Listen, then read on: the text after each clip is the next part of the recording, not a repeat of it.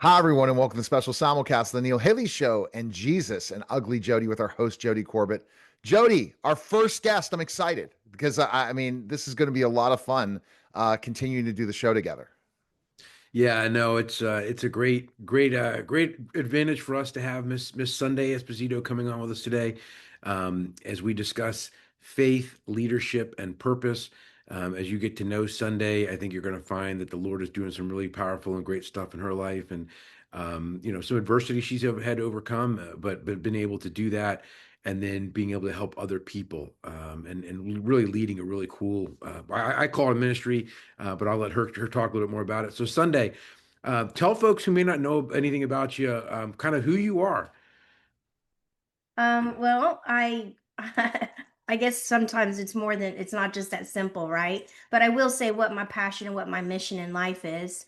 And I grew up in a household that was a very toxic environment. My parents got divorced. My mom was abused and beaten severely by my stepfather. So domestic violence became something that, as a child, I felt very, very hopeless in because I couldn't help in the moment and make things better. But as I got older, I was determined that I was at some point in my life going to be able to help other people.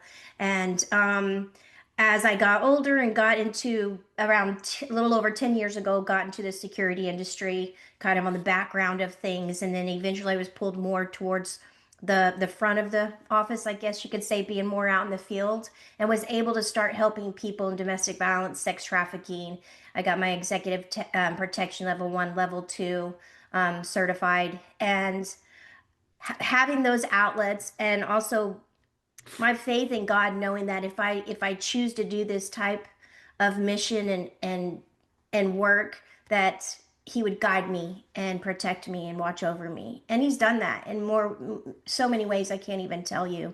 Um, there's been several dangerous situations that I've been in that only by the grace of God could I have come out of it. And of course, most of it, I can't talk about for safety reasons. But I will tell you that no matter what I had gone through in my life, God was always the center. Sometimes you can have a big family like I did, but still feel very alone and feel like there was no one there to help and protect you. But God has always found a way for me, or sit me in a different direction. Even when I have a huge heart, even when my huge heart is very loyal and wanting to do certain things, things will happen in my life that pivot me. And I know by only by the grace of God did that pivot happen. And so what I do today is I own my own security guard company. I've owned it for three and a half years now. And outside of that, I have a nonprofit that's called For Rescue. It's the number 4 Rescue. And we focus on the extraction part. And when I speak with other, whether it's nonprofit events, I go to colleges and I speak, any type of environment that I'm asked to come and speak in, one of the first things that I tell everybody is, we're put here for certain reasons, and one way or another, God's going to bring you back to that. And to be able to have the passion that I do in rescue and be there for the people that I've able to do that for. I just, even if it was just one, it's somebody that I feel like God's directed me and helped me and protect me to do that. Because what we do is specialize in is extraction, is you have to pick. And other nonprofits and other companies, I always say it's okay to stay in your lane. It's okay that you don't do 5,000 things and be all these different people, help all these different people and be there for everybody. If you can pick one thing and be passionate and focus on it, then you will make a difference. You don't have to do it all. I had to learn that the hard way by spreading myself way too thin, which happened during COVID. Sorry, I might be all over the place here. No, that's But okay. No, but and I think what you're showing is we all learn in these experiences. I've learned that too, but ultimately you have to pivot too. That's the other challenge in this is there's not a one size fits all for a business as an entrepreneur. You get advice from somebody else that, hey, they have a blueprint, it works perfectly somewhere, it works perfectly here, but it doesn't work for you. That's the other thing. You have to really know your voice and truly what makes you happy But you at the don't, end of the day. you only learn sometimes by the struggle and by doing so much that you feel like you failed. Right. And I think a lot of that happened for me in the beginning of all this, especially during COVID. Paying people's bills, paying their groceries, being there for them, being on the phone with them, helping them, all spreading yourself so thin to where you have so many people that need help. COVID was it affected so many people in so many different ways. It was a very, very sad time in our country. And I saw quite a bit of loss, quite a bit of loss. The domestic violence went up 400%, not 10, Wow. not 20, 400. Oh So my you have gosh. those children that were going to school every day, getting away from the abuse, or even getting a meal that they weren't getting at home. Now they're not getting anything, and the abuse is a constant thing. Yeah. And I had a couple breakdowns. I'm a pretty strong person, but I had a couple breakdowns during COVID, and I'm not afraid to share that because my struggles that I've gone through, if it can help somebody else to learn that, listen, it's okay sometimes if we're not everything for everybody, and it's okay to pick one thing and focus on it. So with my nonprofit, we specifically focus on extractions. I do help those that are going through divorce, just counseling them. I will go to court with them if they need somebody to stand with them. But outside of that, we strictly just focus on let's get them out. Let's transport them. Let's get them to somewhere they're going to be safe, whether it's family or whether it's through another service. We hook up with as many other nonprofits that are willing to help beyond the extraction process, and we pass them off. And I have to break free, not free, sorry. I have to break away from that. Because if I don't, because of the type of heart that I have, I am a helpmate. God created all of us to do service, help, all different types of ministries, and I'm what I believe is a helpmate. And when you are built like that, it's really, really hard to let go. But you have to in order to help other people. Yeah. So Sunday, you and I actually met through. I was doing some work through church, and obviously you Mm. have the ministry for rescue. A lot of people may not know it, but you've actually had some viral videos going out. I've seen them on X, I've seen them on LinkedIn, that kind of show the hand signal for that for rescue has kind of been promoting and using. And so, explain to us a little bit. One, show us the hand signal. Tell us what it's about. Walk us through some of those viral videos that are out there and what people need to know if in fact they see it, because not everybody may have seen the viral videos that I'm referring to, but what that signal indicates and how people can respond. Sure. So, what we have, the reason why I named my nonprofit For Rescue, the number four, Rescue, is because there are so many people out there that could help us. We can only help people that come to us, or somehow we are able to get in contact with somebody that guides us to where they are to extract them. But this is the hand signal if somebody is in danger. Right now we have what we're calling our sticker campaign.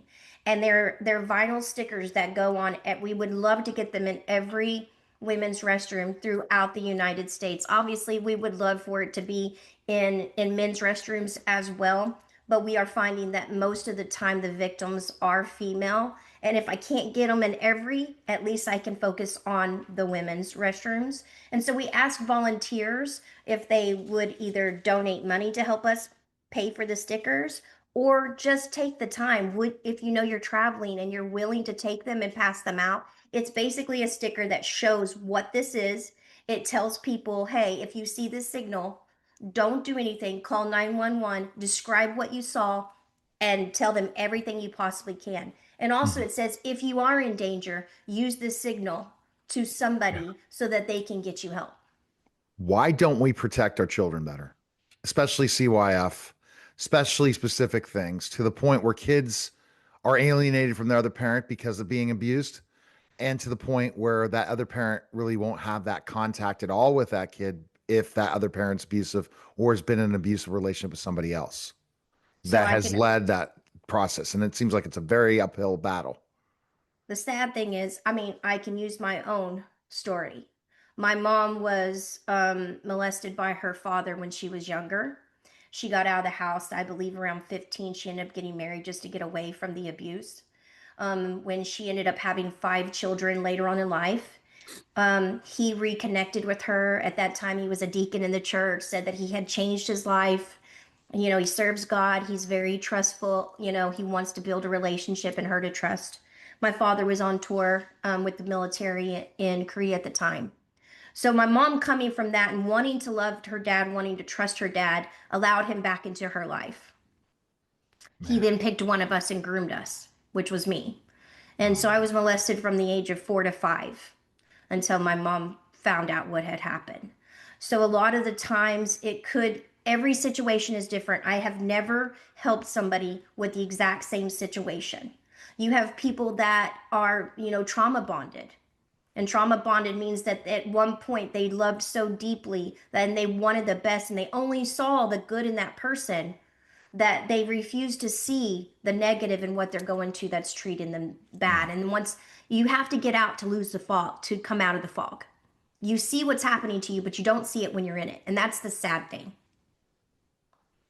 I love how you talk about how as you've helped people throughout your ministry, you've never helped them the same way twice, which reminds me of how Jesus, when he performed miracles, never performed the same miracle twice. It was Yeah. always, even when he healed someone who had lost sight, he healed multiple people who had lost their vision, but he did it in a different way each time. And there's some theologians will talk about some of the reasons why, but I find that interesting that your ministry is much in line with that, where you're helping people in new ways, which just shows part of the creative spirit that you've got. I love the for rescue hand signal, and I would say yes, we definitely want to have the ladies know what it means, but also for the guys. Like if you see a woman or even a guy giving that hand signal, understand what it means, and like you said, videotape.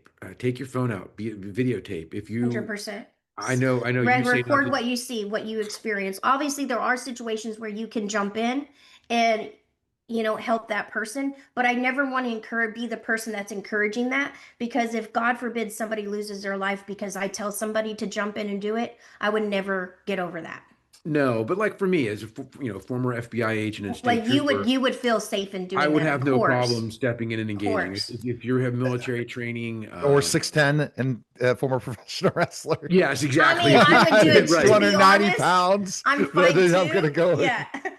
I'm 5'2", not gonna lie. I definitely would jump in. Maybe not the smartest thing, but I know me. I would definitely jump in. But even if you don't, I think to your point earlier, being a good witness, taking your That's phone out, right. videotaping the individuals that are Right. involved, It can videotape. save a life. It Yeah, has saved walking lives. walking behind them, For sitting sure. 15, 20 feet behind them on the phone with the police For as they're sure. walking down the street, whatever the case may be. No, absolutely. I think that's the important thing is to do something, not just walk away when somebody makes that hand signal, Right. um, but to Right. do something. And what that looks like, in law enforcement, we call it the force continuum. And so somebody like me may be more apt to go hands-on or engage directly, Right. but somebody who is a smaller person, maybe not trained in those kind of things, still to do something, and that videotaping or making that phone call is critical. So um, For sure. well, thank you so much for sharing that today. I know the ministry piece is near and dear to your heart. Obviously, you and I have some connections in the security realm as well as Right. I work with some security partners, and you've got a great and what I call a second ministry in helping protect people physically as well, which I think is a big part of what we do. And those of us who have kind of that protector's heart. Neil also comes from a security background, so I think that's one of the things we all Yeah. have in common. Yeah, absolutely. So basically, Jody, so more of the ministry is this what we've discussed today on the podcast, and I think that's why the virality. You create more and more content like that Sunday, which I know you do. The more content you create in this, the more that awareness comes. Think about the trafficking problem, which is absolutely just awful what we're dealing with right now. Again, I Right. think children are not being protected. My fiance No. talks about on TikTok where there are literal pedophiles on TikTok going viral and no one's doing a darn thing about it. Hmm. What can we do? What can we do in this situation? We You know. talk about it for one, like she's doing, for instance, you bring it to somebody's attention. There are a lot of government agencies out there that are actually making a difference. And then there's a lot of nonprofits.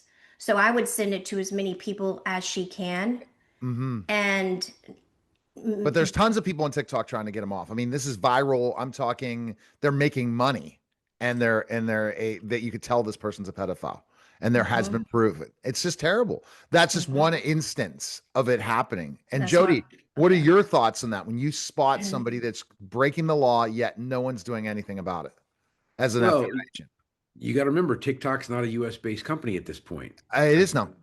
It is. Well, It is now. it is now, but it hasn't been, and that's been one of Yeah. the challenges. Is that there's nothing that the FBI can do when the company is based out of China or it's some other country. Our laws, the statutes that we have, only pertain to us here in the United States. Now, I think there could be ways we could block access to TikTok, but again, that would be there'd be challenges with that. But now that if it's U.S. based now, then I think that obviously will give us a lot more ability to issue subpoenas and to do the investigative work that the FBI and other federal law enforcement agencies do regarding these types of cases. And also, don't think because it hasn't happened yet that they're not on it. Correct. Sometimes it takes a little Oh, while. Sometimes they, Investigations take unfortunately, time. that's right. It doesn't mean that they're not working on it. It means there could be something way bigger beyond what we're seeing, and it could be a oh. lot bigger organization that person is attached to. And so it doesn't mean that they're not working on it right now, and that something big might come out of it, and a lot of arrests, and a lot of rescues. We're hoping. So Sunday, if that person is an advocate and wants to be that advocate, like my fiance is seeing specifically, get on social media, blow the whistle further and further, because the more it comes out, the Talk more about it. likelihood that person will Talk about it. will Ask talk people to about it. share it. Send Yeah. it to your local government, your officials. Send it to DC. Whatever contact that you can get. Get it to as many people as you can. In one way or another, they will find them. And I would encourage you get it to these nonprofits. Oh yeah, for Several sure. of these nonprofits, they're already Oh, working with state. I work with a lot of, I have no specialty. I have nothing. IT is not my world at all. But I do know several people that are involved in that cybersecurity that can hunt somebody down better than you can imagine. And it's been amazing the things that I have been able to see come out of that. But Yeah, a lot of there's several. The school games is one of them. I've worked with school games in a couple of nonprofit events for them. I support them 100%. They're a fantastic group, and they've made a huge difference. So they are definitely somebody that I would say reach out to. But like he's saying, just have her go online and Google where can I, right? Where can I? Who do I send this information to? And it's any and everybody that you can, but trust the process as well. If you do get it to them, it takes a little time, but they will find them. Yeah, and a lot of these nonprofits already have relationships with local, state, and True. federal law enforcement. So that's Mm-hmm. that's very helpful. Skull Games is a Mm-hmm. great example. Mm-hmm. But there's others. We have some here in Northern Virginia that are Mm-hmm. they're focused on human trafficking here in Northern Virginia itself. But there's other groups like that around the country that folks can reach out to. Wow.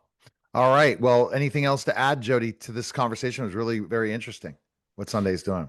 Now, Sunday, anything you want to share with the viewers as we're getting ready to sign off? I would just basically say be visual of what's going around you. Protect your kids. It's okay for you to be in their business. There's a difference between being a helicopter mom and being protective over your children. Have good communication with your kids. Let them know that they're safe talking to you. There's a lot of things that's out there in the cyber world. All of these games these kids are playing. Roadblocks is one of them. I've actually recently done some work with a family with their child that was being blackmailed through that, and it's very, very dangerous. I would be visual know what your kids are using, know what they're playing, be in their business. You brought them in this world for a reason. right? So it's okay for you to parent them. Never think that you need to be their friend first. Be their parent first. Okay. Great stuff. Where can we find info on you, Sondae? What's the best place? So for the nonprofits, it's the number 4 rescuefoundation.org. And for a security company, which we provide every type of security from department store to executive protection to fire watch. And that is at episecurityguards.com. Okay. All right. And Jody, best place we can connect with you. On LinkedIn or through my website at sls.consulting. And make sure everyone likes and subscribes to the Jesus and Ugly Jody podcast. Guys, that was the special simulcast, the Neil Hillier Show and Jesus and Ugly Jody. Guys, take care.